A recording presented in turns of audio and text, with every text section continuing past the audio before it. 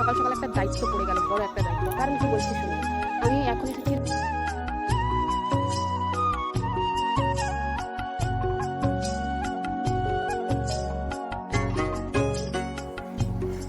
আজ বাড়িতে বানাবো সন্ধ্যেবেলা পকোড়া। পকোড়া বানাবো।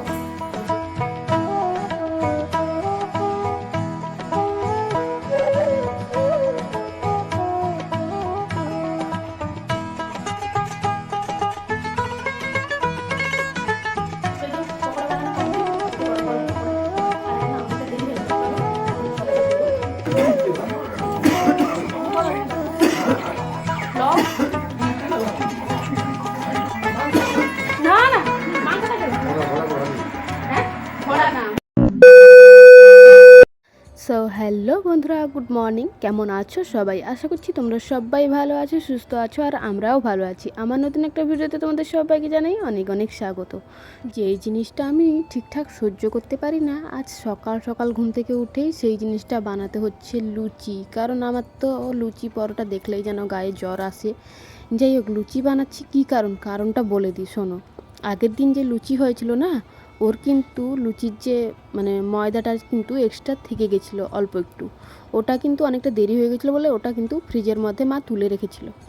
আর এই যে দেখতেই পাচ্ছ, সকাল সকাল ঘুম থেকে উঠেই কিন্তু লুচি ভাজতে শুরু করে দিয়েছিলাম। আর আজকে কিন্তু সকালে একটা জায়গায় যাওয়ার কথা আছে, বড় একটা দায়িত্ব বলতে পারো আর কি, যেটা হচ্ছে গরিবদের সরকারের দেওয়া দুবেলা খাওয়া দাওয়ার কাজ। আজ সকাল সকাল একটা দায়িত্ব পড়ে গেল, বড় একটা দায়িত্ব। কারণ কি বলছি শোনো, আমি এখন এসেছি রেশন যে ডিলার ওদের বাড়িতে এসেছি, কার্ডের সঙ্গে নাম্বার নাকি একটা যোগ করতে হবে। তার কারণে কিন্তু বাবা বলল আমাকে আসতে, আর বাবা নেই, বাবা থাকলে বাড়িতে আসতো, বাবা কাজে চলে গেছে অলরেডি।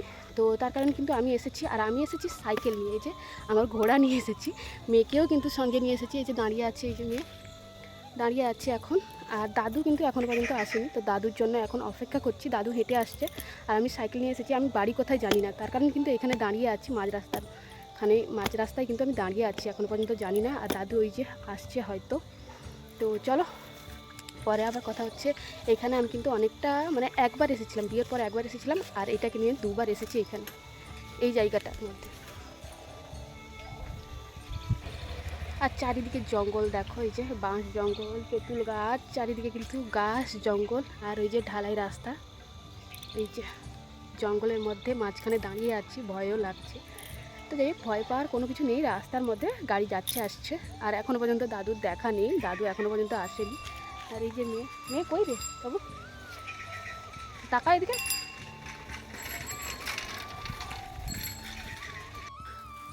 তো এই যে এখনই কিন্তু ডিলারের বাড়ি থেকে ঘুরে এলাম। আসার পথে না দোকানে ঢুকে কিন্তু এই যে দেখতেই পাচ্ছ কিছু জিনিস নিয়ে এসেছি, যেটা আমরা ঝিটানো খাবার বলি।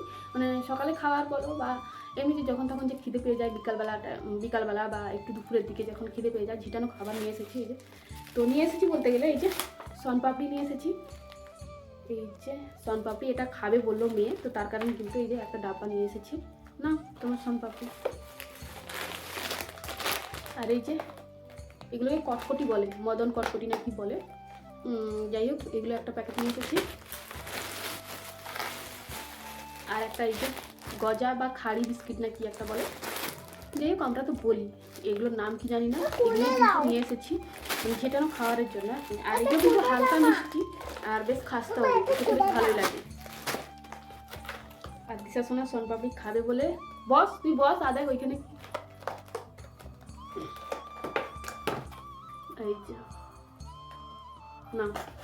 তারপর কিন্তু এক বালতি জামা কাপড় কাচতে প্রায় 1 ঘন্টা কি 40 মিনিট মতো লেগে গেছিলো।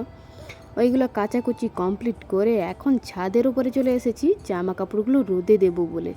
আর জানোই তো শীতের যে সকালটা থাকে হুট করে চলে যায়, আর শীতের সকালে কিন্তু রোদ যেটা ওটা কিন্তু ঠিকঠাক কি বলবো বলো তো, যেরকম ওই কাঠফাটা রোদ ওই রকম কিন্তু হয় না। জামা কাপড়গুলো কিন্তু একটু ভালো করে জল ছড়িয়ে কিন্তু রোদের মধ্যে দিয়ে দিয়েছি।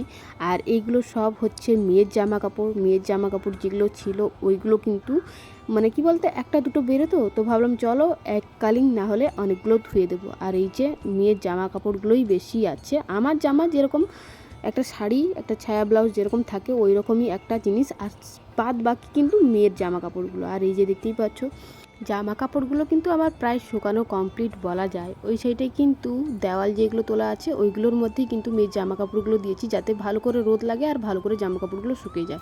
জামা কাপড় তো শুকানো হয়ে গেছিলো, কিন্তু খাওয়া দাওয়া হয়নি।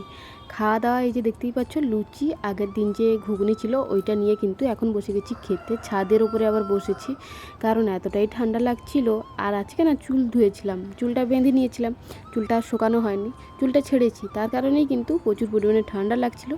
তার কারণেই এই যে চলে এসেছিলাম এখন ছাদের উপরে বসে বসে কিন্তু লুচি আর তরকারি খাচ্ছিলাম ছাদের উপরে। আর দিশাসোনাও কিন্তু সঙ্গে ছিল, ও কিন্তু বদমাইশি করছিল। দেখো সকালে খাওয়া দাওয়া কমপ্লিট করে কিন্তু আর কোনো কিছুই তোমাদের সঙ্গে শেয়ার করতে পারিনি। সোজা চলে এসেছিলাম সন্ধ্যাবেলা কিন্তু এই যে দেখতেই পাচ্ছ, বাবা কিন্তু এখন ঠাকুরগুলো সাজিয়ে রাখছিল। আর এই ঠাকুরগুলো কিন্তু আমাদের বাড়িতেই কিন্তু বসানো হবে, মানে বাড়ির যে সামনে যে না, তোমাদেরকে দেখাবো অবশ্যই কোথায় বসানো হচ্ছে না হচ্ছে। আর এই যে ঠাকুরগুলো কেমন হয়েছে অবশ্যই কিন্তু তোমরা জানিও। আর ঠাকুর কিন্তু 8টা ঠাকুর বসবে। দেখো এই ঠাকুরগুলো কিন্তু সারা জীবনের জন্য, সারা লাইফের জন্যই কিন্তু বসানো হয়ে যাচ্ছে। বাড়ি যতদিন থাকবে ততদিন এই ঠাকুরও থাকবে। তার কারণে আমি বাবাকে বলেছিলাম যে এই ঠাকুরগুলো না এলে 3D যে ঠাকুরগুলো থাকে না ওইগুলো নিয়ে আসলে ভালো হতো। তো শ্বশুরমশাই বলল যে ওইটা তো আমিও তো ভেবেছিলাম, কিন্তু এই যে কাঁচটা দেখতে পাচ্ছ, মানে যতটুকুনি জায়গা দেখতে পাচ্ছ যেখানে বসানো হচ্ছে ওটার মধ্যে কিন্তু ওইগুলো হবে না। ওইগুলো কিন্তু বেশ বড় বড় দেওয়াল, কিন্তু অনেকটা চওড়া দেওয়াল লাগবে। তো ওই চওড়া দেওয়ালের মধ্যে কিন্তু ওইগুলো বসানো হয়। এই রকম যে জায়গার মধ্যে কিন্তু যে ঠাকুর বসানো হবে ওই রকম 3D মানে ঠাকুরের ছবি কিন্তু নেই। তার কারণে কিন্তু এইগুলো নিয়ে এসেছে। এই যে দেখতেই পাচ্ছ এই সাইডে একটা বসেছে, আর ওই যে জানলার সাইডে একটা বসেছে। আর হ্যাঁ, হয়তো অনেকেই জিজ্ঞাসা করবে যে এই সাইডে ঠাকুর বসানো হয়েছে আবার ওই সাইডে ঠাকুর বসানো হচ্ছে কেন। অ্যাকচুয়ালি এই বাড়িটা হয়েছে 2 ভাইয়ের ভবিষ্যৎ নিয়ে কিন্তু বাড়িটা তৈরি করা হয়েছে। চলো আজ বাড়িতে বানাবো সন্ধ্যেবেলা পকোড়া, ফুলকপির পকোড়া বানাবো। তো সিদ্ধ করে ভালো করে রেখে দিয়েছি, জীবনে প্রথমবার বানাচ্ছি, জানি না কেমন হবে। তো চলো এর মধ্যে কী কী মশলাপাতি দিই সমস্ত কিছু তোমাদের শেয়ার করছি। আর এই যে বিশেষণ এসে বেলুনটা আছে, বেলুন। তো চলো সিদ্ধ করে তো রেখে দিয়েছি, এগুলোকে হালকা সিদ্ধ করেছি কারণ ঘেটে যেতে পারে ফুলকপি, তো নতুন ফুলকপি। তো চলো এগুলোকে এখন পকোড়া বানাবো। এর মধ্যে কী কী মেশাই তোমাদের সঙ্গে শেয়ার করছি। চলো ফুলকপি মাখানোর জন্য কি কি দিচ্ছি ফুলকপির মধ্যে ওইগুলো তোমাদের সঙ্গে একটু শেয়ার করে দিই। এখন কিন্তু আদা গ্রেট করে দিচ্ছিলাম, আদা 1 চামচের মতো কিন্তু গ্রেট করে দিয়েছি। তারপর কিন্তু রসুনও কিন্তু 1 চামচের মতো কিন্তু গ্রেট করে দিয়েছি, গ্রেট করেই কিন্তু দিয়ে দিয়েছি। আর চামচ মেপে কিন্তু দিইনি, আন্দাজে কিন্তু দিয়ে দিয়েছি। তারপর দিয়েছিলাম একটু লাল লঙ্কার গুঁড়ো, কারণ আমাদের কাছে মানে আমার বাড়িতে কিন্তু কাশ্মীরি লঙ্কার গুঁড়ো ছিল না বলে কিন্তু লাল লঙ্কার গুঁড়ো দিয়েছিলাম। সঙ্গে হলুদ দিয়েছিলাম, জিরে পাউডার 1 চামচ দিয়েছিলাম, ধনে পাউডার 1 চামচ দিয়েছিলাম, একটু লেবু কেটে দিয়েছিলাম। লেবু কেটে দিলে কিন্তু বেশ ভালো হয়। এর সঙ্গে যদি পারো আমচুর পাউডার দিলে কিন্তু বেশ ভালো হয়। আমচুর পাউডার তো নেই, তার কারণে কিন্তু আমি লেবুর রস একটু দিয়েছি। এই যে দেখতেই পাচ্ছ কর্নস্টার্চ দিতেই হবে মাস্ট, ওটা না দিলে কিন্তু মচমচে হবে না। ওইটাও কিন্তু 3-4 চামচ মতো দিয়ে দিয়েছিলাম। তারপর দিয়েছিলাম বেসন না দিলেও হবে না, বেসনও কিন্তু সেরকম 3 চামচ মতো কি 4 চামচ মতো কিন্তু দিয়ে দিয়েছিলাম। এখন কিন্তু কাসুরি মেথি যেগুলোকে বলে ওইগুলোকে একটু ভালো করে হাতের মধ্যে মুঠে কিন্তু আমি দিয়ে দিয়েছিলাম। অল্প একটু লবণ দিয়েছিলাম, ওটা কিন্তু তোমাদের সঙ্গে শেয়ার করতে মানে ভুলে গেছিলাম। তারপর কিন্তু অল্প অল্প জল দিয়ে কিন্তু ভালো করে মাখিয়ে নিয়েছিলাম। একটু মানে কি বলতো, ওই যে মশলাপাতিগুলো যেন ফুলকপির গায়ে লেগে থাকে ওই রকমভাবে কিন্তু মাখিয়ে নিয়েছিলাম।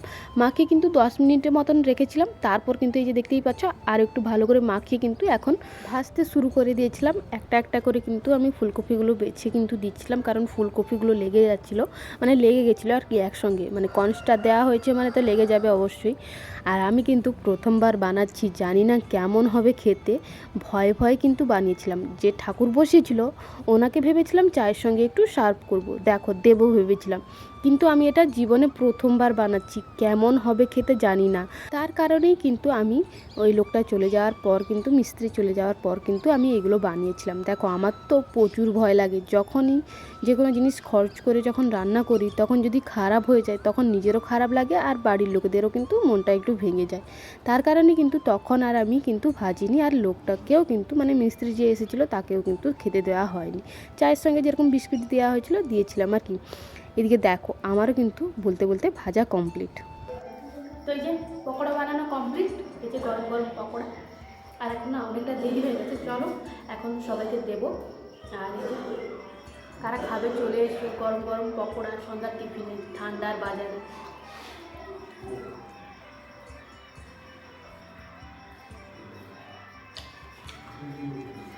এদিকে দেখো ফুলকপির পকোড়া তো বানানো কমপ্লিট, কিন্তু এখনও পর্যন্ত কাউকে দেওয়া হয়নি। আমি কিন্তু এতটাও আশা করিনি যে এতটাও ভালো হবে খেতে। সত্যি কথা বলছি, খুব ভালো হয়েছিল খেতে। জাস্ট একটু হালকা লবণ হলে ফুলকপির মধ্যে আরও একটু ভালো লাগতো, কিন্তু একটু লবণ একটু কমে গেছে ফুলকপির মধ্যে, মানে ব্যাটারের মধ্যে কিন্তু লবণ কমেনি, কিন্তু ফুলকপির মধ্যে কিন্তু একটু লবণ কম হয়ে গেছিলো আর কি। কিন্তু খেতে জাস্ট ওয়াও হয়েছিল। আর এইদিকে দেখো আমি কিন্তু বাটির মধ্যে সবাইকে কিন্তু দিয়ে দিচ্ছিলাম। আর আমার না বাড়ির সবাইকে দিয়ে খেতে বেশ মজাই লাগে।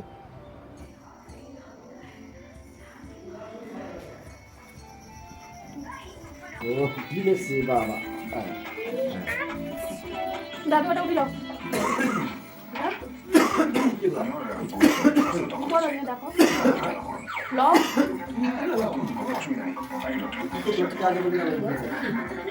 আমি কল দিস না দিবি, আমি কথা করিনি কিছু হবে ঠিক নাই, এদিকে লোক খাইতে পারবি।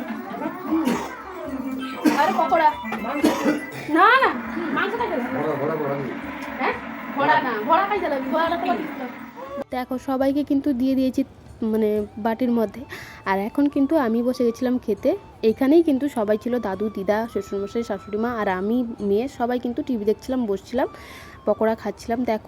দেখো খারাপ যে হয়েছে এমন কিন্তু কেউ বলেনি, আমিও খেয়ে দেখেছি বেশ ভালো হয়েছে। খারাপ যখন হয়নি কেউ বলেনি, নিশ্চয়ই ভালো হয়েছে। তো চলো আজকের ভিডিওটা এই পর্যন্তই। সবাইকে টাটা বাই বাই, সবাই ভালো থেকো।